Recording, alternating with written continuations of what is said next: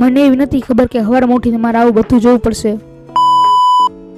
તો કહાની કે કેવી હતી, સવારમાં જાગ્યો અને બહાર આવ્યો અને બ્રશ કરી લીધું અને હું જતો રહ્યો નાવા માટે. નહીં જોઈને બાબલા જેવા તૈયાર થઈ ગયા. એટલામાં જોયું ત્યાં ચા અને પૂરી બનતી હતી, તો આપણે ચા અને પૂરીનો નાસ્તો કરી લીધો.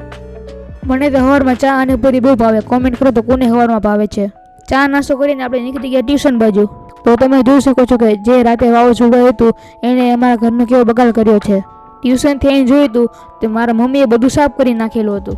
બહાર આંટો મારીને હું જતો રહ્યો ઘરમાં. ત્યાં પણ ભેગા થઈ ગયા આપણા પપ્પા અને આપણા દાદી. તો આપણે એમને વિડીયોમાં લઈ લીધા. વિડીયો તો બહાર આવ્યો, ત્યાં મેં જોઈ લીધી થોડીક ગાયું. અમે કોઈ ગાયું જોઈ નહીં હોય. ગાયું જોઈને આપણે બેસ્યા ગાડીમાં અને હાલતા થઈ ગયા સુરનગર બાજુ.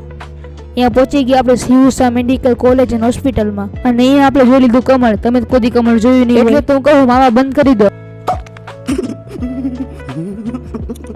મફતની સલાહ દઈને આપણે આવતા રહ્યા બહાર. તો અહીંયા આપણને મળી ગયા આપણે આઈસ્ક્રીમ વાળા ભાઈ. પછી મને ખબર નહીં મારા મમ્મી દવાખાનામાં કોના છોકરાને રમાડવા માંડ્યા. તો સારું બધાને આજનો મિની વ્લોગ અહીં જ પૂરો થાય. મને એવી આશા છે કે તમને મિની વ્લોગ બહુ ગમ્યો હશે.